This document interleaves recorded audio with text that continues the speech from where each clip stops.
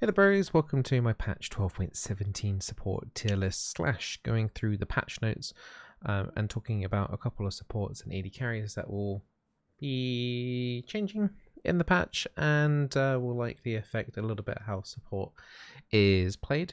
We're not just about talking about champions today, we're also going to be talking about the changes going into Zhonya's and the stopwatch, because their costs are going up and it will affect a few champions. So let's scroll down. Ahri charm duration is going down, so that will nerf Ahri support if anyone was playing that, like the two people that were doing that. We're going to keep scrolling down. Ezreal. So Ezreal's kind of a weird one. He's getting buffed early, flat, and basically throughout the game really. So -2 seconds on his E. Pretty big change actually, because if you don't know, every time Ezreal lands a Q, it reduces every single ability he has by 1 second. So him being able to shift even more frequently throughout the entire game is kind of huge. So Ezreal buff, so that would affect champions that like Nami will technically be buffed with the Ezreal, because of basically any champion that does well with the Ezreal, or also Yumi technically also getting buffed because of the Ezreal pick 2. A lot of the other pokey champions like Sona will benefit from it. Zyra, Brand, hard engages don't usually work well with Ezreal, yeah, just a general Ezreal buff, so you can use your imagination on what terms of what other supports could work well with Ez. Scrolling down through the list again, blah blah blah. Maokai. So I know there's a few people out there that play Maokai. It took me a little while to figure out his current situation, because it's kind of strange. So his passive is getting changed. Bear in mind, all of these are kind of affecting more so that he does better in the jungle as opposed to support, and that's kind of like the gist of it. It says here, we're helping this tree rediscover his roots in both the top lane and jungle without removing his ability to be a support. Well, if you go through these abilities, it's going to be questionable whether or not he can support still or not. So his passive now heals less and scales a bit more from his max health, but because you won't be buying as many items as support, that's going to be more difficult. So it's technically a support nerf. Q Bramble, the Bramble Smash, damage has gone down.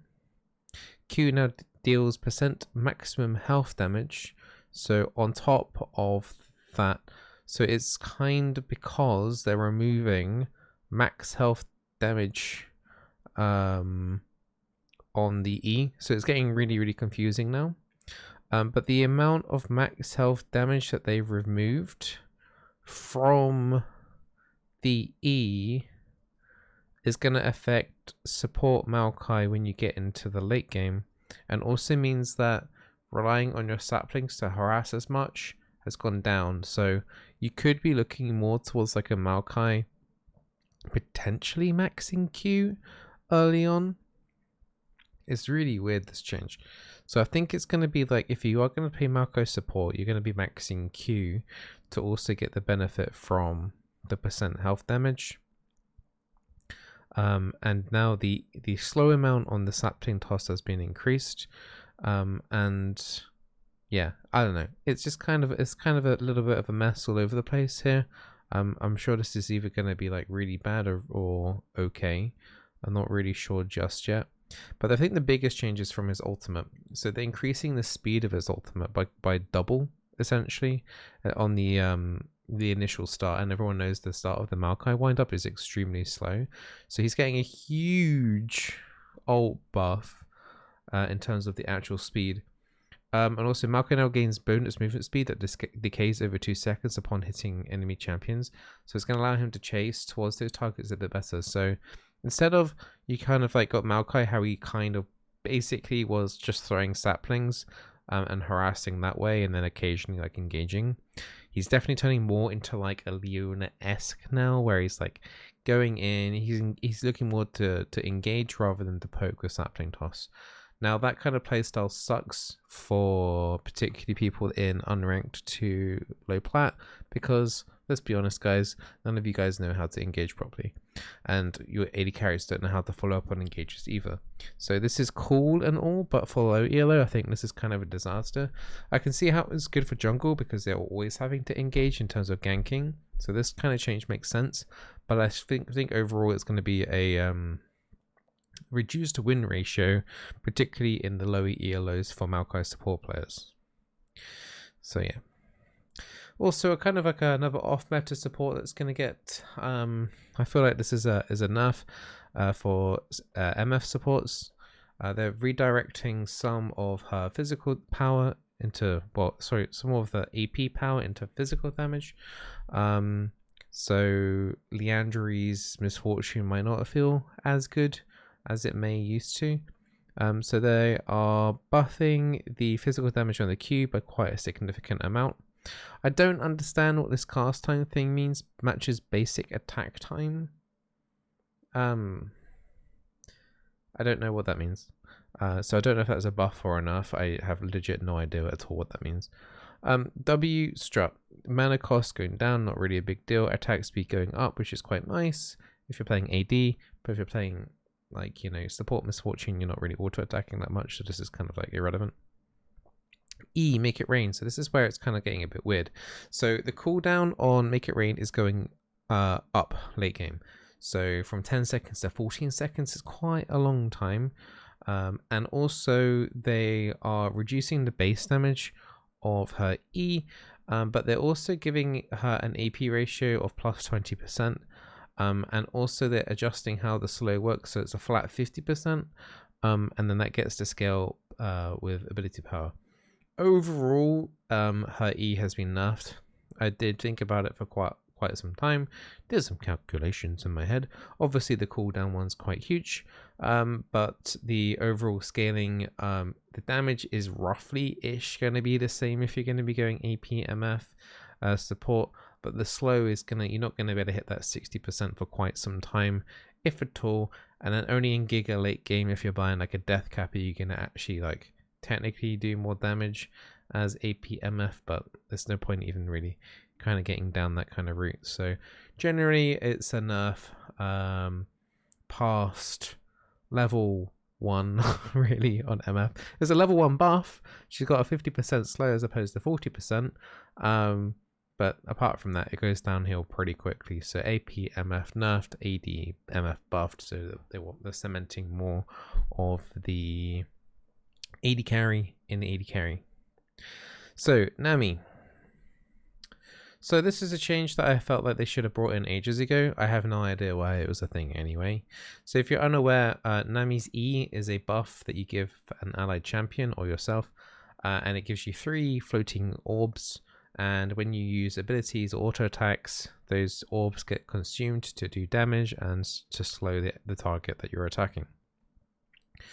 Electrocute, it requires 3 instances of damage in order to proc, but usually anyway, in pretty much every other ability in the game, it requires 3 separate sources of damage. So it's like a separate like auto attack and an ability. I can't really think of an instance where Electrocute just gets procced off of one ability like Nami's E. Nami's E for some reason worked. Nami Illusion used to be a thing. I say used to. Might get played a little bit still. But you would mainly do Nami Illusion. So you would give the E buff over to the Lucian. Lucian would dash in, auto, and then Nami's W would follow over. The heal would hit the Lucian and then bounce onto the target. And that'd be an extremely easy way of proccing Electrocute. They're mainly getting rid of this now because I think they've realized how oppressive it is in pro play. In solo queue, I've always had an issue with Lucians not really getting to proc this off properly anyway. So honestly, it is enough overall. In low elo, I don't think any Nami was getting to utilize this properly anyway. So it's a nerf, but I don't care. I think is actually technically going to be a buff because I said so.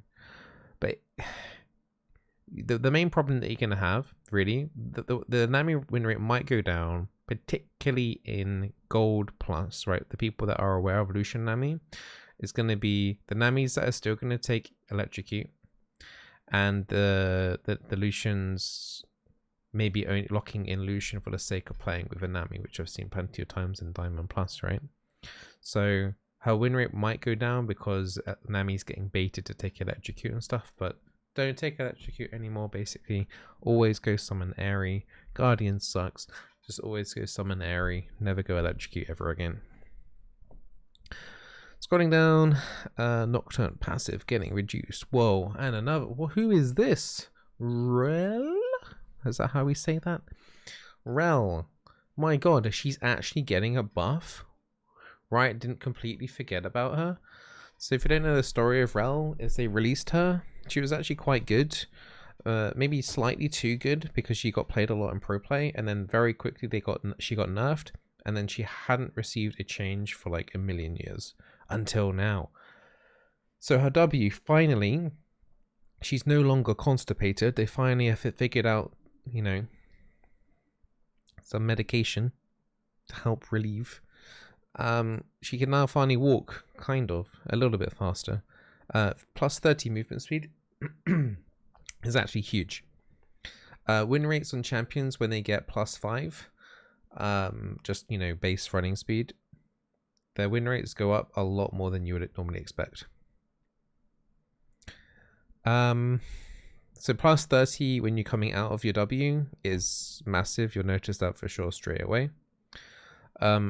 They are kind of nerfing her E, but you're always maxing W first. So really it's a buff until like a super late game. So this E is only technically a nerf when you get like really 5 points in your E. So 2 pretty huge buffs honestly for Rell. Hard engaged champions once again are still going to be kind of meh, but I'll personally be playing more Rell now because she's got buffed and she actually looks playable now. So I'm kind of excited that I'll actually get to play a different champion. And hard engages once again in low ELOs is quite difficult to do. I wouldn't really recommend playing Rell in the lower ELOs still, but Rell is, if you are like watching this and you're Plat Plus, Rell could actually be a pretty legit pick for those hard engaged AD carries like Lucian and Draven and Samira and stuff like that. Renekton, Set, don't care about Set. Sivir is getting nerfed. She's going to be a little bit less annoying in lane, which is always nice. She's a bit of a pain to play against. Taric, lots of actual support changes in this patch. Nerfed. His win rate was absurdly high.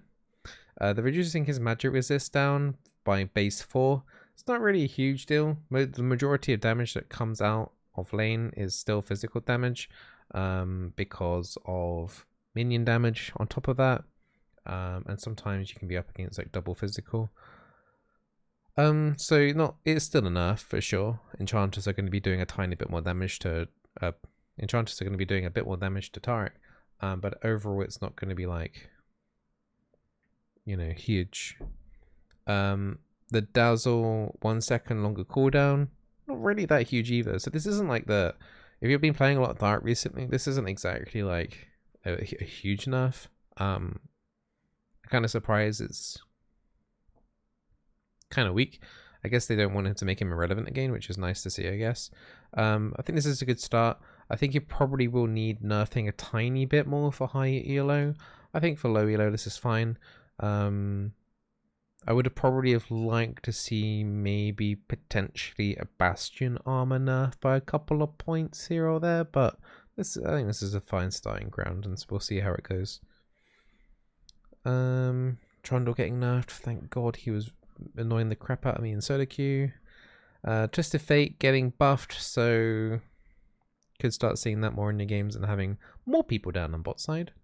But here is a change which is going to affect a couple of champions. Stopwatch. And that will change. Morgana is the big user of Zhonya's. I pick that up every time I play Morgana. You've also got that affects my special Renata build, unfortunately. So the cost is going up on the stopwatch by 100.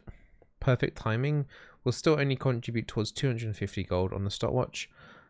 But technically, in a way, that rune's getting buffed. If you like, don't use this. If you're not going to use a stopwatch after it's broken, technically that rune's getting buffed because you're getting a stopwatch, which would be in some cases impossible to get otherwise. So yeah, I don't know what else to say about that. It's that rune is probably going to be picked up potentially more often by more supports, maybe just to kind of exploit the fact like the gold diff on it. It's essentially getting like a 750 gold item for free. I personally would like to see perfect timing just removed from the game. Honestly, I don't think it's healthy at all. But yeah, getting an item that's worth 750 gold for free is a little bit stupid. They also are increasing the gold cost of Zhonya's by 400. They are adding like stats to it, but this is like quite a dramatic support nerf in a way against assassin team compositions.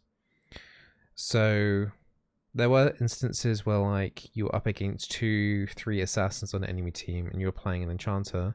Zhonya's was a reasonable option, defensive option to take against those compositions.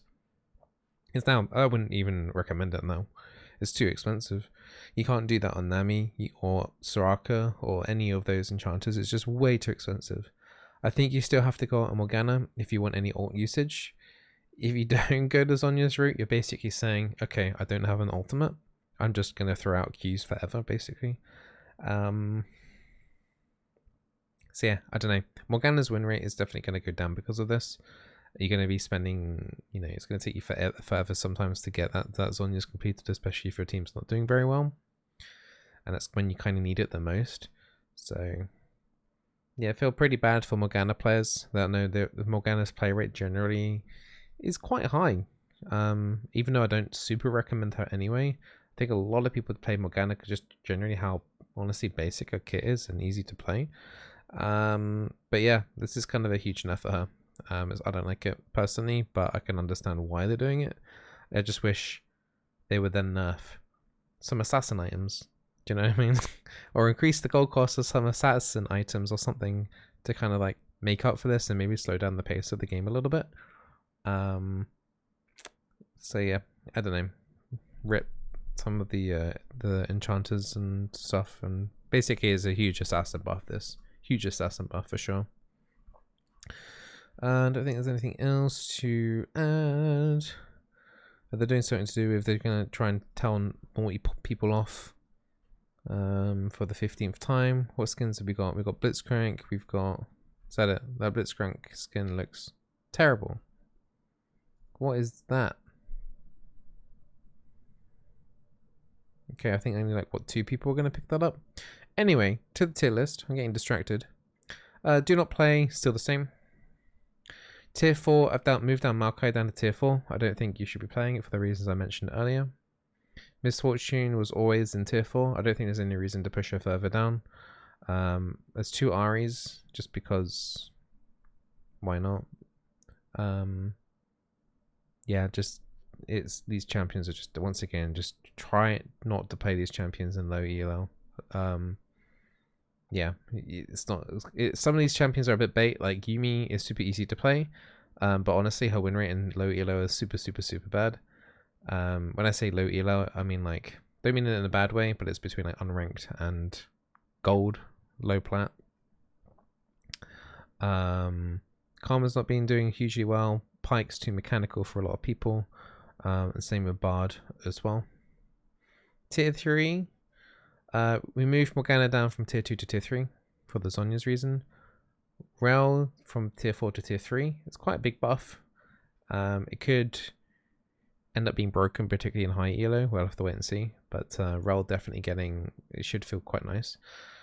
Just a second follow when I haven't been streaming. Thank you for the people following my Twitch stream when I'm not even live. Much appreciated, guys.